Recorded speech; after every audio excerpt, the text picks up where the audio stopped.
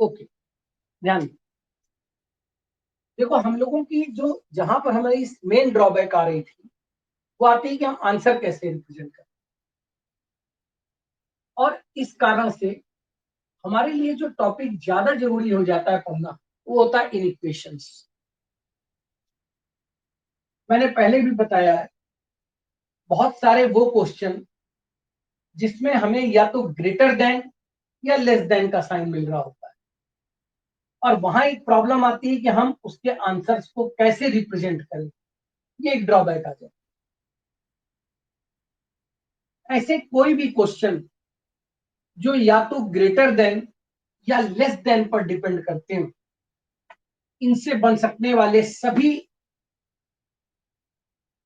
Solutions को निकालने के मेथड्स को इनइक्वेशंस कहा जाता है। इन इक्वेशन के साथ एक दूसरी प्रॉब्लम को समझ लो। इन इक्वेशन मतलब इसमें आपसे कोई एक रूट नहीं होगा, बहुत सारे ऐसे मान होंगे जो कि उसको सेटिस्फाई करते हैं। जैसे मान लीजिए किसी एग्जाम्पल पर वो कहता है, एक सिंपल बेसिक एग्जाम्पल है कि मुझे वो एक्स चाहिए जो 5 या 5 से बड़े हों, तो मैं कैसे इसके रूट डिसाइड कर पाऊं? क्योंकि मैं जानता हूं कि ठीक है, एक्स का मान जब 5 रखते हैं तो इक्वालिटी के कारण वो सेटिस्फाई एलएचएस और आरएचएस हो जाते हैं। तो फिर 5.01 भी सेटिस्फाई करता है, और ऐसे लेकर के इतने सारे मान होते हैं जिनको हम कभी डिफाइन नहीं कर सकते। इसका मतलब सबसे इंपॉर्टेंट बात कि किसी भी इन इक्वेशंस के क्वेश्चन में जो नंबर ऑफ रूट्स होते हैं वो बहुत सारे होते हैं। कुछ बातें जो कि बेसिक प्रिंसिपल्स होती हैं, आप जानते हो कि जब हम इन इक्वेशन पढ़ रहे होते हैं तब हमें जो चीज पहले पता होनी चाहिए उसके बेसिक रूल। जैसे अगर ए और बी दो रियल नंबर्स, कभी भी इनइक्वालिटी इमेजिनरी नंबर्स पे काम नहीं करती, ना तो कॉम्प्लेक्स में ना इमेजिनरी। कोई दो इमेजिनरी नंबर्स 2i और 3i में ये कभी नहीं बताया जा सकता कि ग्रेटर कौन। इसलिए इन इक्वेशन के क्वेश्चन सिर्फ और सिर्फ रियल नंबर्स के लिए ही सॉल्व हो सकते हैं। अगर ए और बी हमें कोई दो रियल नंबर्स ऐसे दिए जाते हैं जिनके बीच में कोई एक रिश्ता है, मैं एक एग्जांपल ले रहा हूं इसलिए ग्रेटर लिख रहा हूं, हालांकि आप लेस ले लो तो भी फर्क नहीं। ये वो बातें जो आप जानते हो। अगर हम दोनों ही तरफ किसी एक कांस्टेंट रियल नंबर को जोड़ दें या घटा दें तो साइन ऑफ इनइक्वेशन पर कोई फर्क नहीं पड़ता, यानी साइन ऑफ इनइक्वेशन तब भी वही रहता।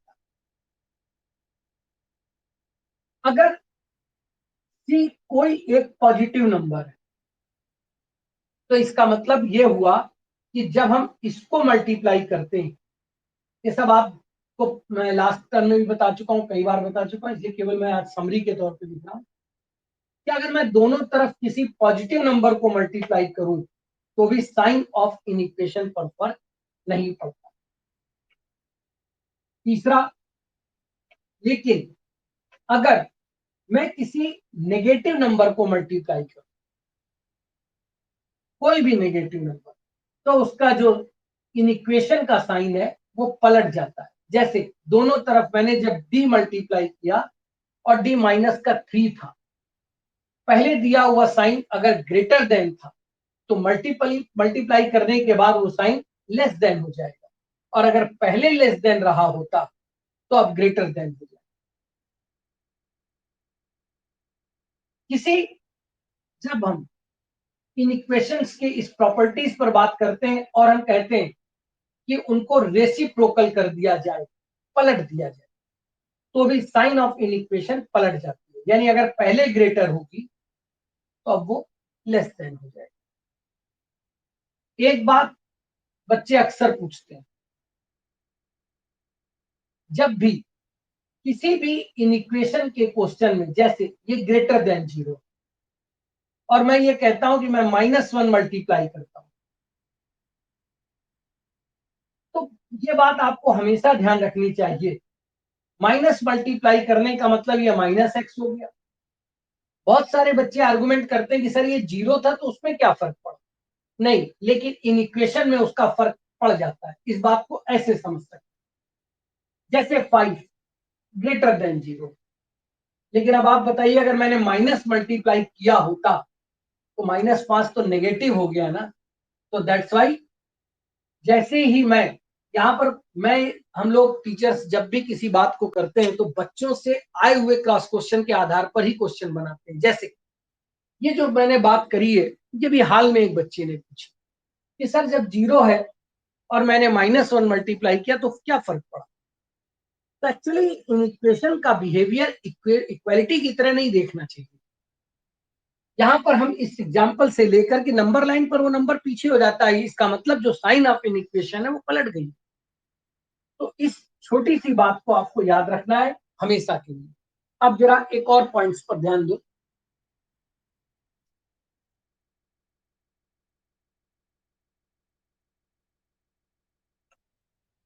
जैसे आप जानते हो कि अगर कभी भी किसी ऐसे सिस्टम पर जिसके वेरिएबल पर 1 डिग्री की पावर, इसे लीनियर एक्सप्रेशन कहा जाता है। ये चीज लीनियर एक्सप्रेशन कहलाता है। अब अगर बाई दी गई उस पर एक से ज्यादा पावर, तब इस स्थिति में उसकी पावर के अकॉर्डिंग उस एक्सप्रेशन के नाम हो जाते हैं। जैसे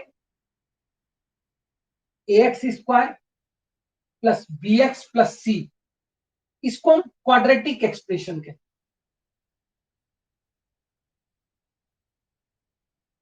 किसी ऐसे क्वेश्चन में जो कि एक यहां पर ध्यान देने वाली बात है, इनइक्वालिटी का जो बेस होता है वो लीनियर एक्सप्रेशन होता है। यानी सबसे पहले जो चीज आप आसानी से जानते हो वो होती है लीनियर एक्सप्रेशन। लेकिन इसको भी पढ़ने से पहले हमें एक और बात पढ़नी पड़ेगी, लेकिन उसको समझाने से पहले मैं ये चाहता हूं कि इसको देख भी लो। क्यों? जैसे मेरे पास एक linear expression x-5 greater than 0, तो अभी मैंने इसी एग्जांपल को दूसरी तरह से लिखा था, अब लिखने का केवल तरीका बदला। इसका मतलब मुझे वो सारे x चाहिए जिसको रखने से इस पूरे का रिजल्ट 0 से बड़ा आ जाए।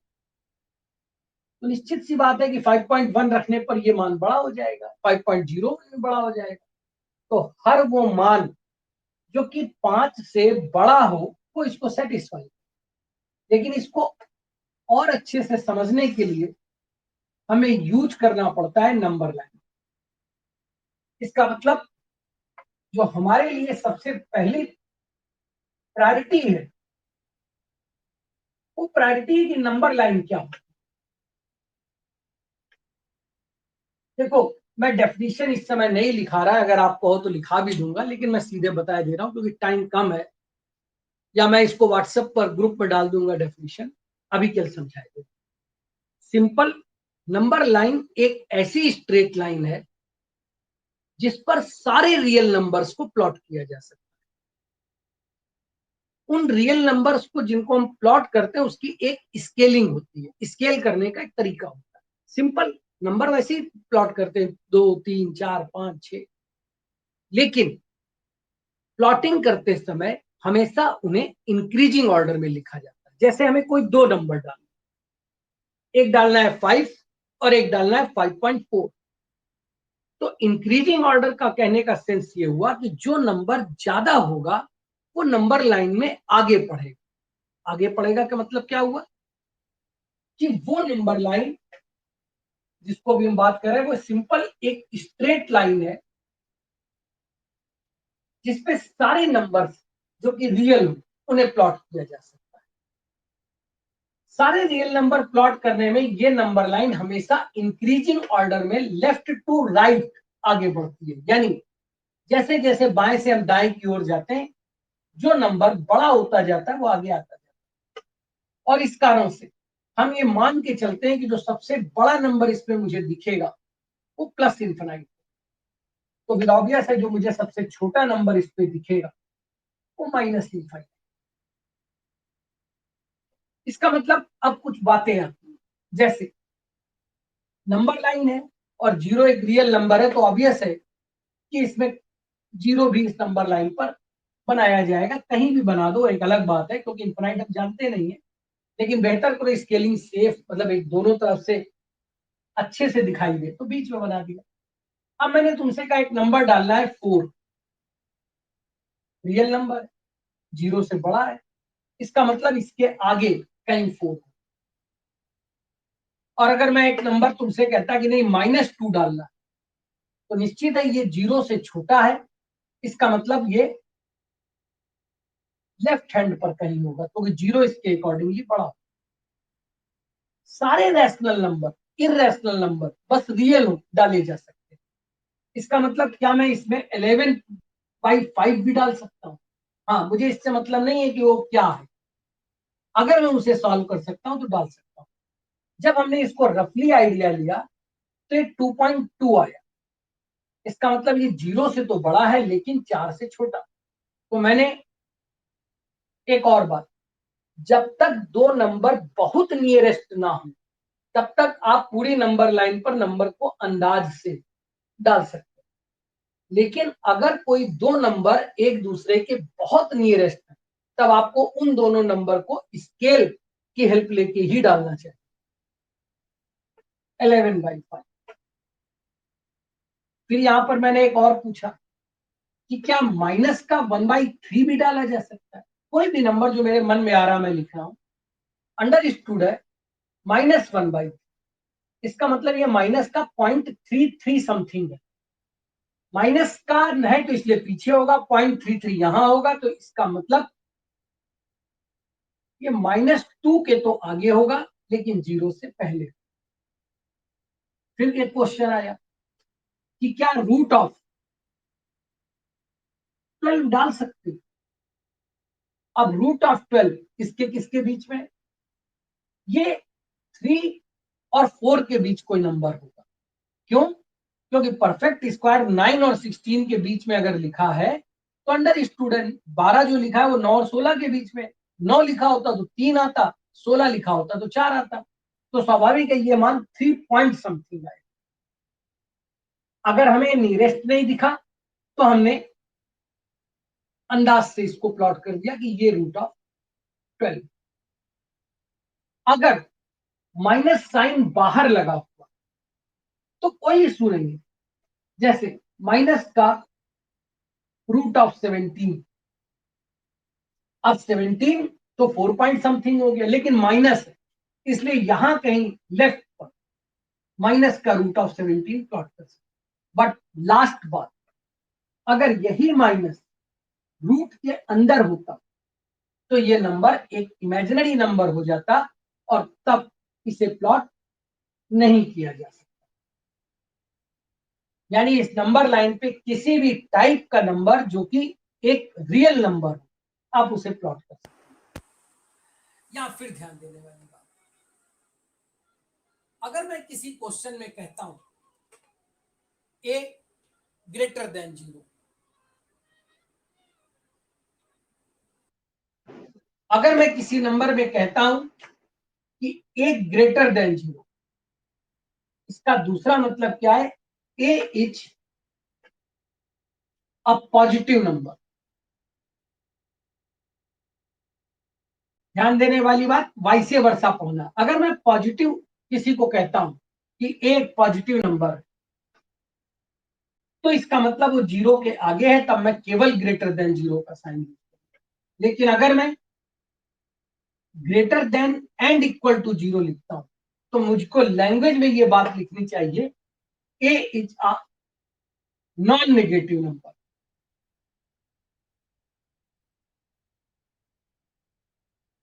नॉन नेगेटिव यानी 0, अब नॉन नेगेटिव का कहने का मतलब नेगेटिव नहीं हो सकता, तो 0 इंक्लूडेड है।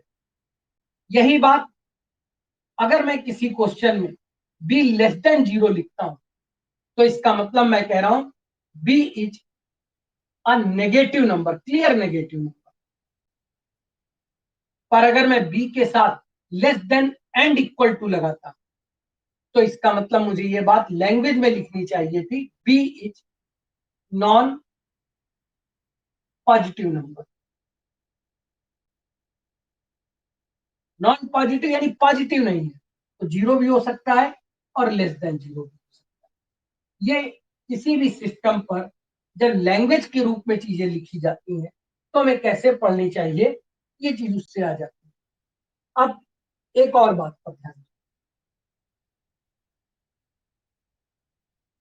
देखो, जब भी हम किसी एक्सप्रेशन को, जब भी हम किसी इनइक्वेशंस को पढ़ते हैं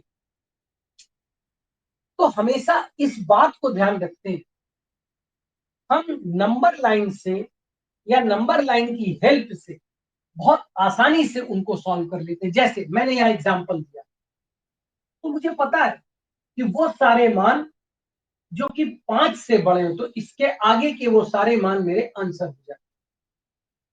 फिर वही बात, केवल लास्ट बात याद दिला रहा हूं, जब भी आपको ऐसे आंसर जो कि इनइक्वेशन बेस्ड, तो आपके जो आंसर होते हैं वो इंटरवल थ्योरी से होते हैं। और लास्ट क्लास हुई है इसलिए टाइम नहीं बर्बाद करूंगा। आपको पता है कि इंटरवल के 4 part, open A to B का मतलब ए से बी के बीच के नंबर, लेकिन ना ए शामिल ना बी शामिल। क्लोज ए टू बी का मतलब ए से बी के बीच के सारे नंबर जिसमें ए और बी भी शामिल है।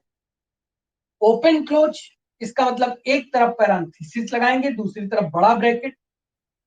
Open A to close B, A नहीं ले सकते लेकिन बी ले सकते, और इसी का वाइस वर्सा, अगर क्लोज ओपन बोल रहे होते तो इसका मतलब पहला नंबर लिया जा सकता है पर आखिरी नहीं लिया जा सकता। जिस तरफ इनफाइनाइट होता है उस तरफ हमेशा पैरेंथेसिस यानी ओपन का ही साइन लगता है। अब हम लोग बात करते हैं इन इक्वेशंस के सॉल्यूशंस की, इनको किया कैसे जाता है या इसकी बेसिक थ्योरी क्या है। देखो, बेसिक थ्योरी फिर से वही बात आती है, इन इक्वेशन में आपसे किसी पर्टिकुलरली वैल्यू को नहीं पूछता, वो आपसे पूछता है कि कितने एक्स ऐसे हो सकते हैं जो इस दिए गए साइन को सेटिस्फाई करें।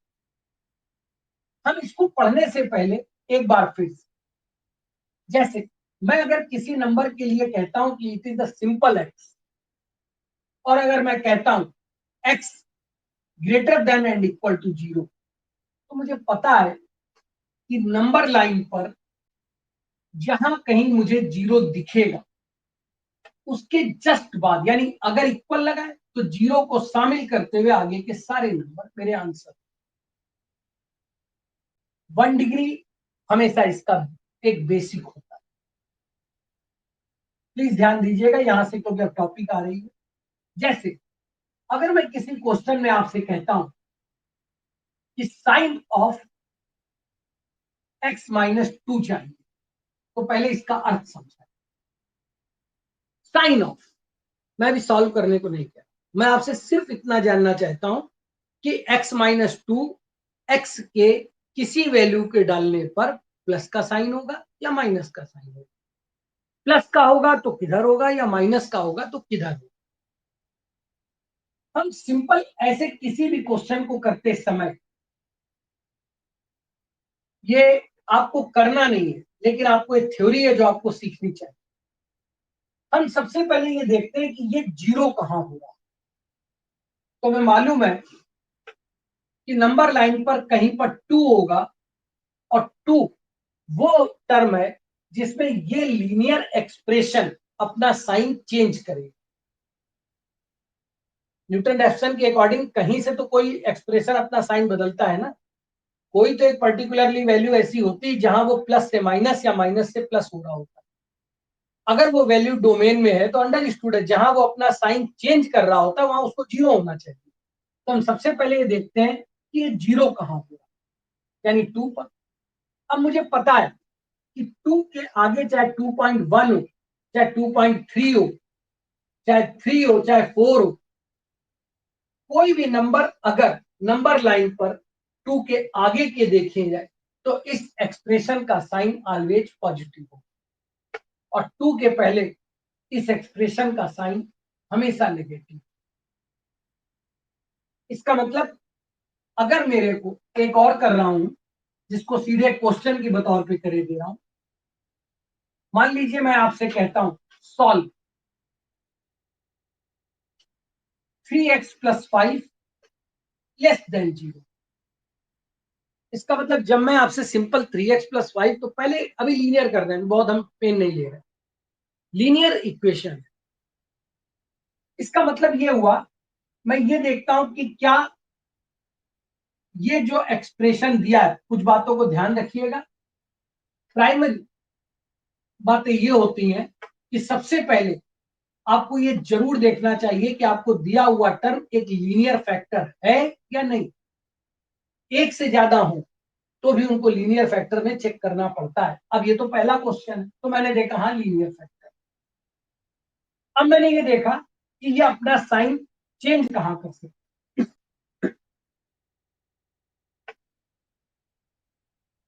एक और बात, अगर मैं किसी क्वेश्चन पे लिखता 3x+5 लेस देन 2, तो मुझे हो सकता है थोड़ा नंबर लाइन पढ़ने में समस्या आती। इसलिए मैं हमेशा जो क्वेश्चन होता है उसका RHS of in equation always 0 कर देता हूं।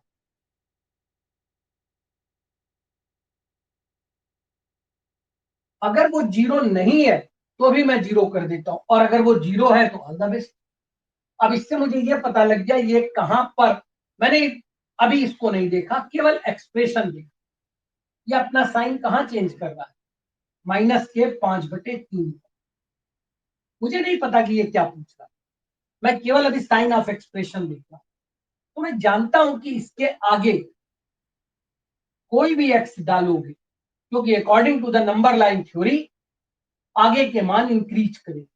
इसका मतलब जब हम इससे कोई भी बड़ा नंबर डालेंगे तो ऑलवेज पॉजिटिव आए, और इससे कोई भी छोटा नंबर डालेंगे, -5/3 से कोई भी छोटा नंबर डालेंगे, तो इस एक्सप्रेशन का साइन नेगेटिव आए।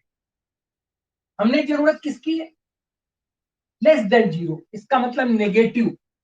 तो जिस हिस्से में आपको अपना आंसर दिखाई दे रहा हो नंबर लाइन में, वो आपका आंसर एरिया है। इसका मतलब आंसर एरिया कहां से आया, आंसर एरिया आपने कहा -5/3 से छोटा। मैंने कहा ठीक है, सही, लेकिन कहां तक, माइनस इंफिनाइट तक। इसका मतलब आंसर लिखने का तरीका ये नहीं है, ये इंटरवल थ्योरी। और according to this minus infinite सबसे छोटा नंबर है, और जिस तरफ या तो इनफाइनाइट हो या माइनस इनफाइनाइट हो उस तरफ ओपन का साइन लगे, से लेकर -5/3 तक के बीच का कोई भी एक्स डालोगे तो ये सेटिस्फाई हो जाएगा, यानी यही इसका आंसर है। -5/3 शामिल नहीं है, इसलिए ओपन। एक क्वेश्चन और, मैंने आपसे कहा solve the in equation 2x+3 is greater then 4। अब प्रॉब्लम आ गई। मैंने अभी आपको बताया कि आरएचएस मुझे देखना है कि क्या लीनियर है, यस लीनियर।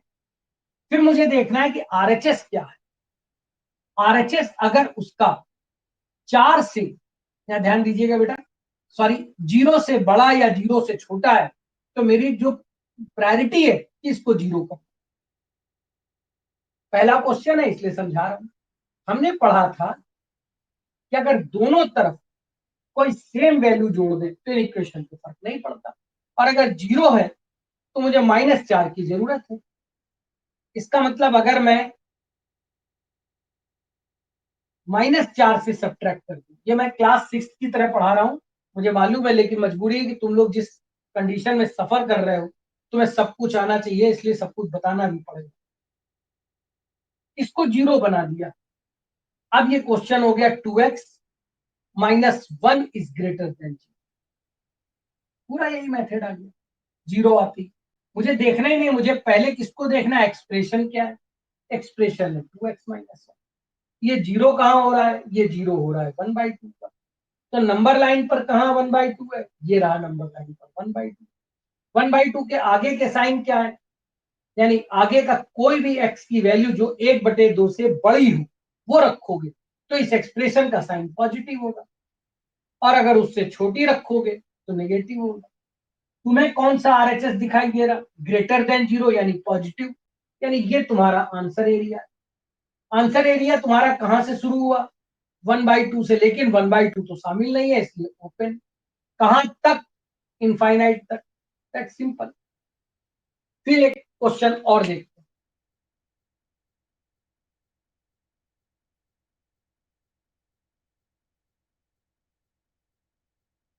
अब जैसे किसी क्वेश्चन पे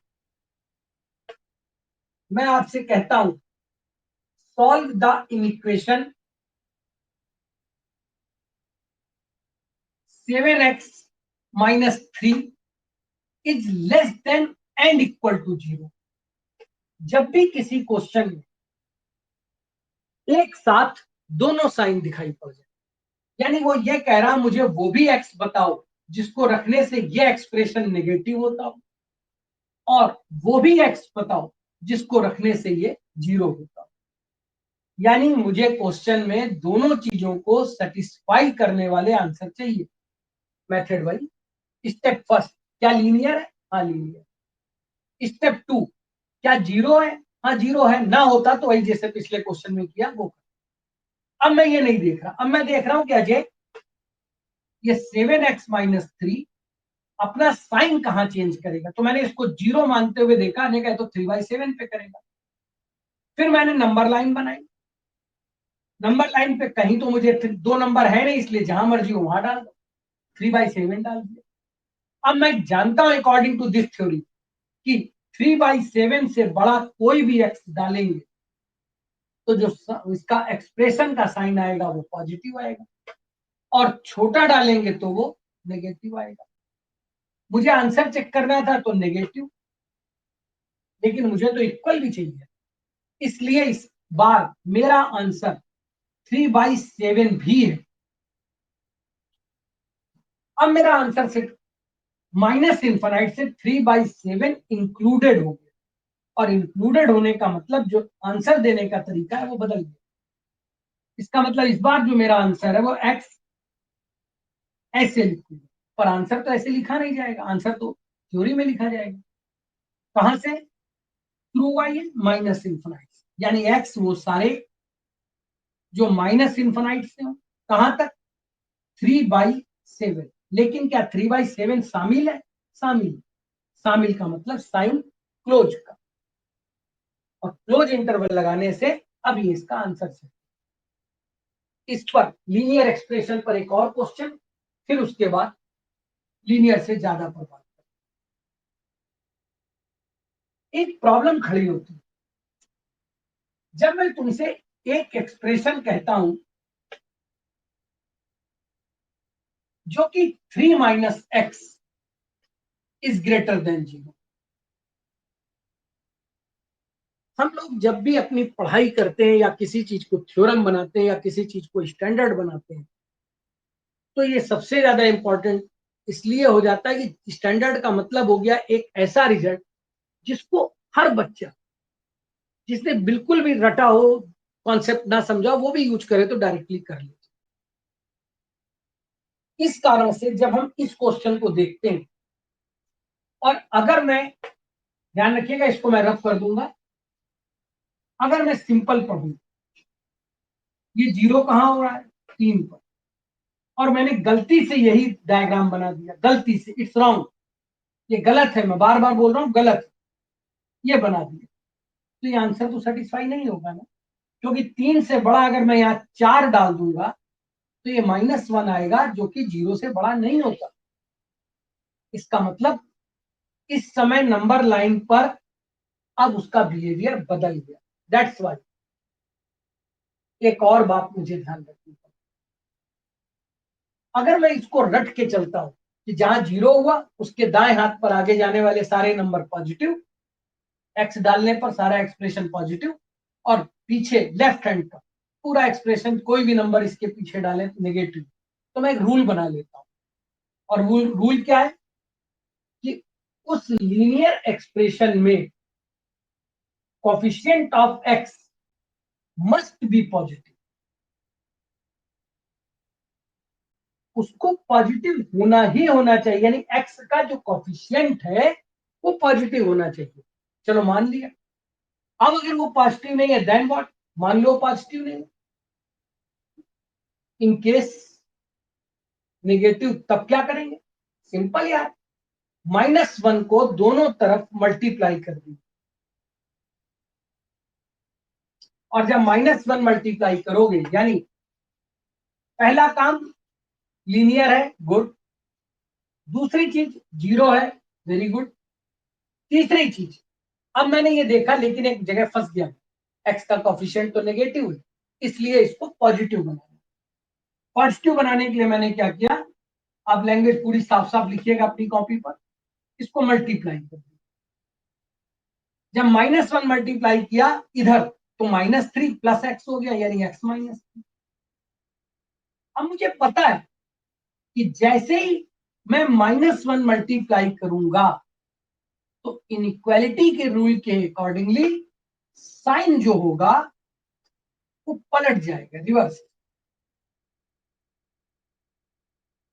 यानी अब अगर इधर माइनस करता तो मैं ये उसको हो जाता लेस देन। मेरे लिए अब ये सिंपल क्वेश्चन है, इसका मतलब मैं ये देखूंगा कि ये एक्सप्रेशन अपना साइन कहां बदल रहा, 3 पर। अब मैं बिल्कुल रटी हुई स्टेप पे चलता हूँ, आगे पॉजिटिव रटी हुई, और फिर मैं चेक करता हूं कि मेरे अगर ये मान रखूं तो जो ये है ये सेटिस्फाई हो रहा है। हाँ हो रहा है, 4 डालेंगे, आप ध्यान दो, ये सेटिस्फाई हो रहा है या नहीं।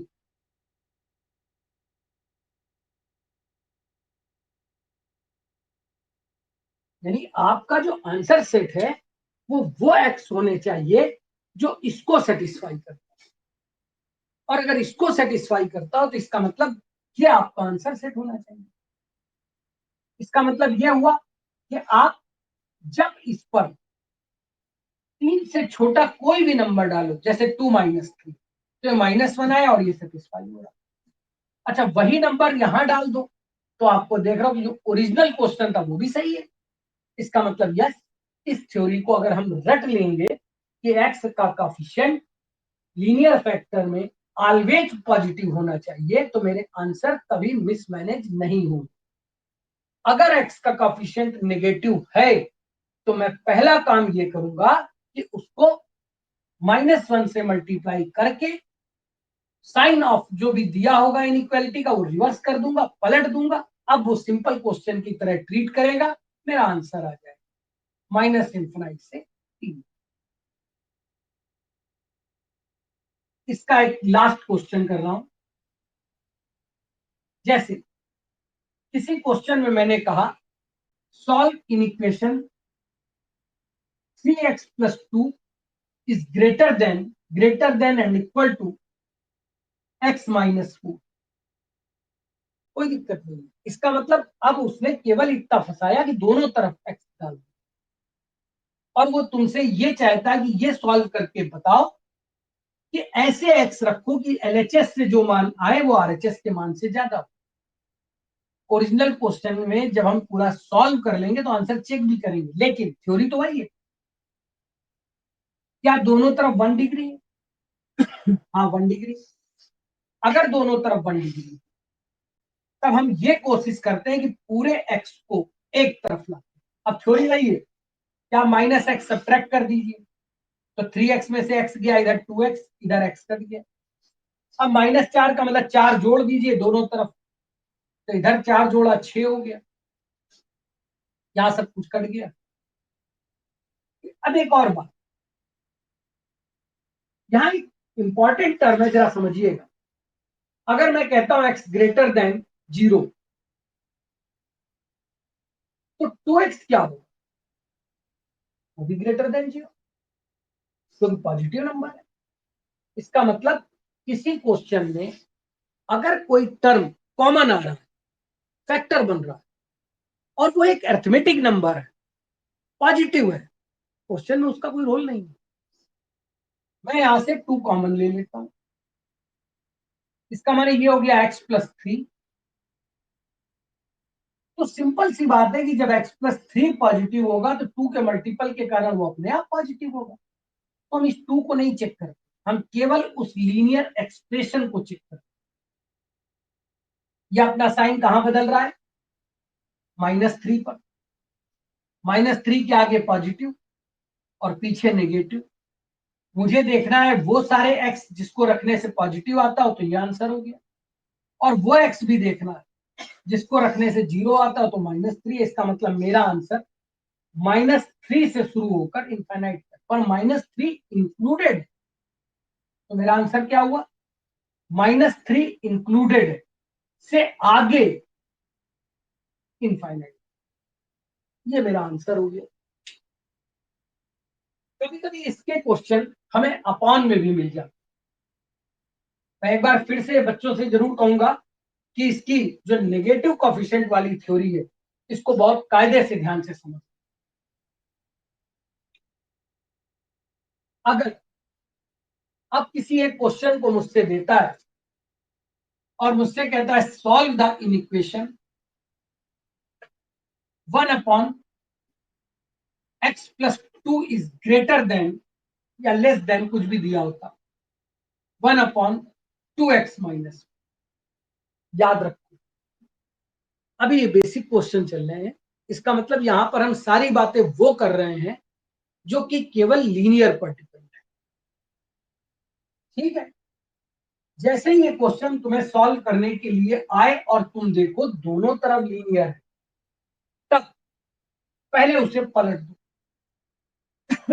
तुम जानते हो ए अगर बी से बड़ा है तो जो 1/a होगा ये 1/b से छोटा होगा। इसका मतलब अगर ये दिया है तो श्योर है कि x+2 होगा वो लेस होगा 2x-1। तुम चाहो तो ऑर्डर इधर से पढ़ना शुरू करो, यानी तुम्हारे अकॉर्डिंगली 2x-1 बड़ा है x+2। हम ऐसे भी कर सकते थे, लेकिन मैं सिखाना हर स्टेप चाहता हूं इसलिए। फिर वही क्वेश्चन पिछला हो गया, पहले x सब्ट्रैक्ट किया तो 2x में से x गया x, +2 है यानी -2 सब्ट्रैक्ट किया, अब आंसर दिख गया यार। अब बार बार टाइम नहीं बर्बाद करो, 3 से लेकर इनफाइनाइट तक। अब सोचो कोई एक वैल्यू जो कि 3 से बड़ी हो, 4 ले लो और यहां पुट करो, तो 4+2 6, यहां रखो। 3 से बड़ी तुमने 4 रखी तो ये 8 और ये 1/7। अब जानते हो यार 1/6 ज्यादा बड़ा है या 1/7? अंडरस्टूड है। इसका मतलब जो हमारे आंसर है वो सही है। लीनियर पर क्या क्या क्वेश्चन बन सकते हैं वो मैंने बोर्ड पर कर दिया। और ये फिर बता दूं, हम आगे खूब लंबे चौड़ी क्लासेस करेंगे, कम से कम 2 लेक्चर और करेंगे। लेकिन हर लेक्चर में इस बात को जरूर तो बताएं कि सबसे ज्यादा बेसिक बात लीनियर, पहले कॉन्सेप्ट, फिर ऐसे टर्म जबकि वो लीनियर से ज्यादा। जैसे अब अगर मान लो मैं किसी क्वेश्चन में आपसे कहता हूं कि x+2 और x+3 कोई दो फैक्टर, यानी मैंने जो स्टार्ट लिया कि मेरे पास more than sorry more than 1 linear factor, एक से ज्यादा। पर सबसे अच्छी बात है कि वो फैक्टर फॉर्म में ही है। मतलब कहने का ये बात तुमको मल्टीप्लाई करके बतौर क्वाड्रेटिक भी दे सकता हूं, सीखेंगे आगे। लेकिन अभी क्वाड्रेटिक नहीं, अभी मैंने सीखना है इसलिए लीनियर। प्रिंसिपल एक बात मुझे बताता है कि अगर दो नंबर दोनों पॉजिटिव हो, ये भी पॉजिटिव आए, एक्स का कोई मान रखें, और ये भी पॉजिटिव आए, तो इनका प्रोडक्ट तो पॉजिटिव होगा ही होगा। लेकिन अगर एक प्रोडक्ट पॉजिटिव और एक नेगेटिव, कोई भी है, तो इनका जो मल्टीपल रिजल्ट आएगा वो नेगेटिव हो जाएगा। और अगर बाई दी वे दोनों ही नेगेटिव हो तो ये पॉजिटिव होगा, माइनस माइनस प्लस। बस ये इसकी प्रिंसिपल थ्योरी है जो मैंने उधर लिखी। पहले कॉन्सेप्ट, फिर डायरेक्ट मेथड जिसको वेवी कर्व मेथड कहा जाता है या कर्व मेथड कहा जाता है वो सीखिए, और पहले थ्योरी तो सीख लें। मैंने तुमसे कहा कि तुम्हारे पास कितने लीनियर एक्सप्रेशन है, दो। इसका मतलब पहले तुम एक काम करो, दोनों के अलग अलग साइन पता करो। जैसे पहला एक्सप्रेशन अपना साइन कहां चेंज कर रहा है, टू पर। तुम जानते हो टू के आगे कोई भी एक्स रखोगे तो ये पॉजिटिव, और टू के पहले कोई भी एक्स रखोगे तो ये नेगेटिव। फिर तुम दूसरा फैक्टर लो जो कि एक्स प्लस थ्री है। इसका माने ये अपना साइन कहां चेंज करेगा, माइनस थ्री पर।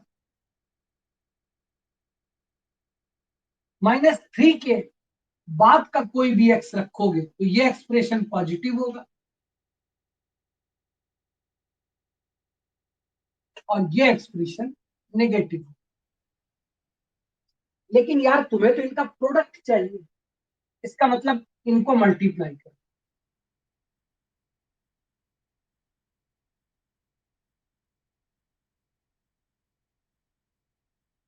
अब जब मैंने इनको मल्टीप्लाई किया तो मुझे नंबर लाइन पर भी ये दोनों नंबर एक साथ दिखने चाहिए, क्योंकि जो एक्स यहां डालूंगा वही यहां भी डालूंगा ना। मैंने टू से एक लाइन खींच दी, माइनस थ्री से एक लाइन खींच, और मैंने देखा कि ये वो एक्स है जो दो से बड़े हैं और दोनों पॉजिटिव है। दोनों पॉजिटिव है तो उसका प्रोडक्ट भी पॉजिटिव होगा। ये वो एक्स है जो माइनस तीन से बड़े लेकिन दो के बीच में, तो माइनस तीन से बड़े ये तो पॉजिटिव है पर ये नेगेटिव। एक पॉजिटिव एक नेगेटिव का मतलब जो इसका प्रोडक्ट आएगा वो नेगेटिव आएगा।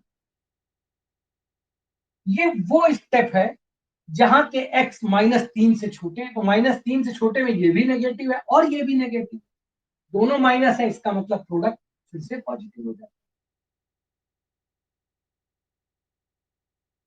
जैसे ही कोई क्वेश्चन क्वाड्रेटिक होता है, नंबर लाइन के तीन हिस्से हो जाते हैं।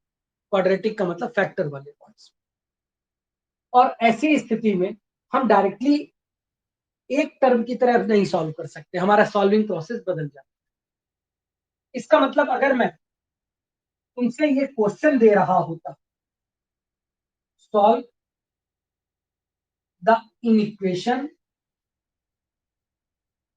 x minus 2 x plus 3 is greater than 0, तो मुझे वो x चाहिए थे जो इसको भी मतलब जो यहां रखने पर पॉजिटिव बना पूरे सेट। तो मैंने देखा कि मेरा आंसर सेट या तो ये है या ये, यानी ये आंसर सेट कहां से शुरू हुआ, माइनस इंफिनिटी। अच्छा, कहां तक, माइनस तीन तक। माइनस तीन तो लिया नहीं इसलिए ओपन। यह आंसर सेट कहां से शुरू हुआ, दो से, दो तो लिया नहीं इसलिए ओपन से इंफिनिटी।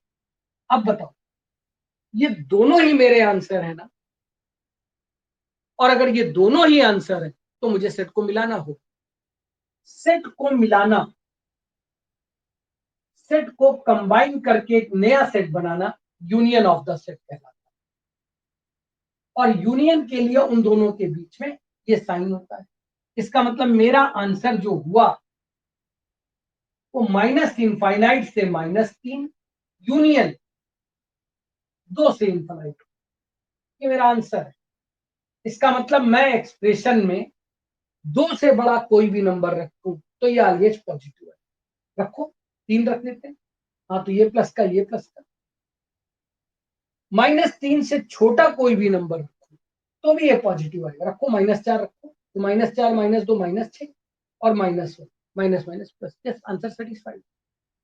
इसका मतलब ये मेरा आंसर सेट। तो एक तो दो चीजें सीखनी थी, थ्योरी क्या कहती है, दूसरी बात क्या सीखनी थी कि अगर दो से ज्यादा आंसर के सेट दिख रहा तो उनको यूनियन करके हमें लिखना होता है।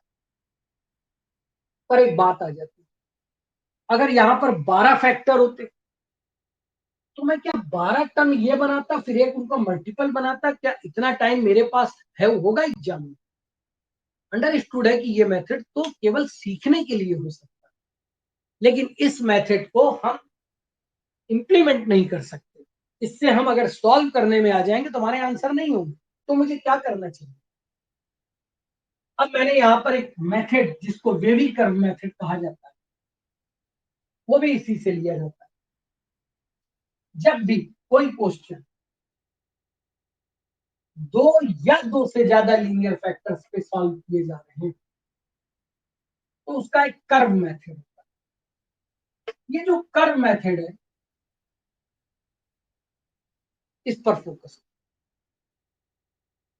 मैंने देखा कि मेरे पास फैक्टर्स कितने, दो। मैंने देखा ये अपना साइन कहां चेंज कर रहा है, टू पर। ये अपना साइन कहां चेंज कर रहा है, माइनस। फिर मैंने एक नंबर लाइन बनाई और नंबर लाइन की थ्योरी के हिसाब से इनको प्लॉट कर दिया। यानी जो छोटा होगा पहले और जैसे जैसे बड़ा होता जाएगा आगे कर, -3 इंटू। अब उस नंबर लाइन का जो सबसे बड़ा नंबर होगा, सबसे बड़ा, उसके बाद के सभी एक्स के लिए ये ऑलवेज पॉजिटिव। फिर ये प्रक्रिया, ये प्रोसेस अल्टरनेट हो जाती है। यानी अगर ये प्लस तो उसके बाद का जो आपको सेगमेंट दिख रहा है, इसका मतलब ये नेगेटिव। और अल्टरनेट हो जाती है, इसका मतलब इसके बाद का फिर पॉजिटिव। ये चुटकियों में कितने भी बड़े फैक्टर हो सॉल्व हो जाते हैं। इसका मतलब ये निकला कि हम बड़ी आसानी से जान जाते हैं कि ये वो सेगमेंट है जिसके किसी भी वैल्यू को डालने पर एक्सप्रेशन ऑलवेज पॉजिटिव होगा। ये -3 से -2 के बीच की कोई संख्या एक्स की जगह लिख देंगे तो एक्सप्रेशन नेगेटिव हो जाएगा। 2 से बड़ा कोई भी नंबर लिख देंगे तो एक्सप्रेशन फिर से पॉजिटिव। तो बड़ा सिंपल हो गया। अब जैसे एक कोई क्वेश्चन इसी सिंपल मेथड से और करते हैं ताकि इसको बिल्कुल रट लें।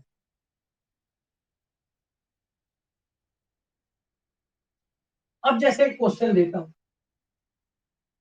बेटा मुझे 5 मिनट दे दो केवल, उधर भी ज्वाइन कर दो। 5 मिनट केवल। अच्छा, जैसे सॉल्व द इक्वेशन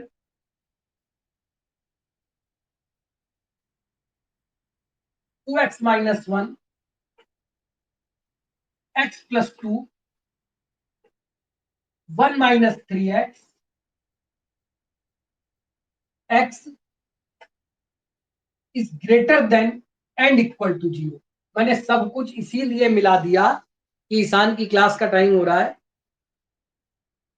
और मैं इसको बताना अलग अलग चाहता था, लेकिन फिर भी इतना कर चुके हैं कि अब इस पर बहुत पेन नहीं आएगा।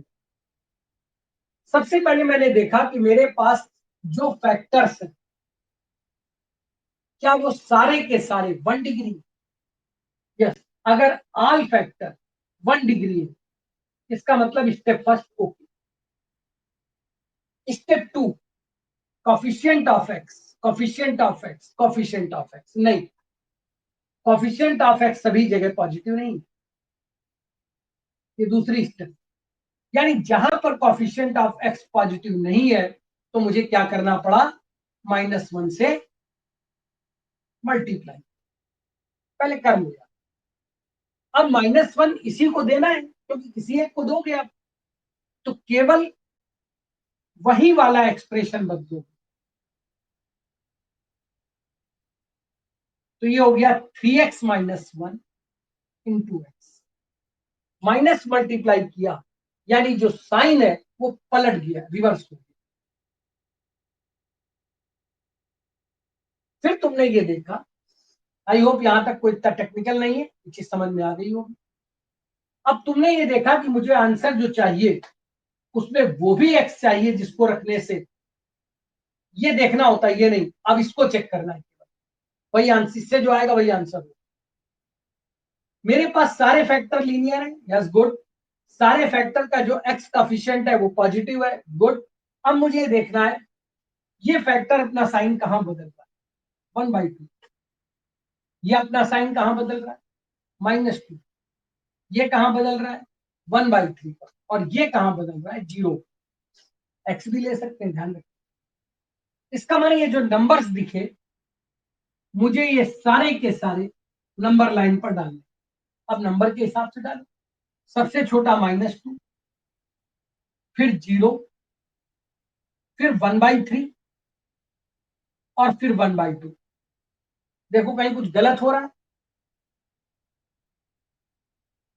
सारे नंबर में सबसे बड़ा कौन है, 1/2।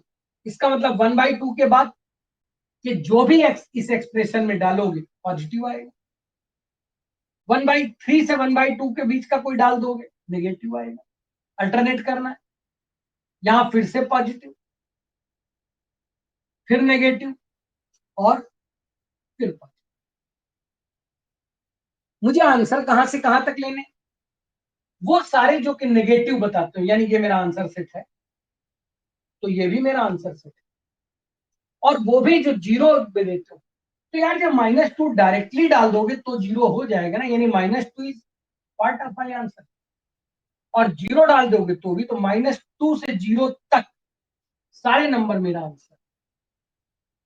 1/3 डाल देंगे तो ये 0 हो जाएगा, यानी 1/3 से 1/2 तक भी सारे मेरा आंसर। तो मेरा पहला आंसर सेट कहां से कहां तक आया, क्लोज -2 से क्लोज 0 तक। दूसरा आंसर सेट 1/3 क्लोज, 1/2 क्लोज। और जब दोनों ही आंसर है तो इनको मिला के कंबाइन बना, यानी यूनियन। और ये मेरा आंसर है। क्या ये बात क्लियर हुई या बाउंस हो गई?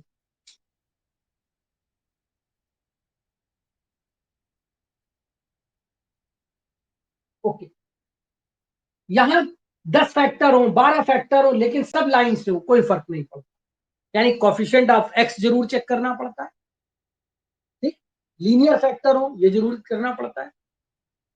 कल शाम की क्लास में मैं इसी को कंटिन्यू करूंगा, और संडे को अगर पॉसिबल हुआ तो एक्स्ट्रा क्लास लेकर के इसको रैप कर दूंगा, ताकि ट्यूसडे से फंक्शन के आगे के टॉपिक को पढ़ा सके। कोई डाउट?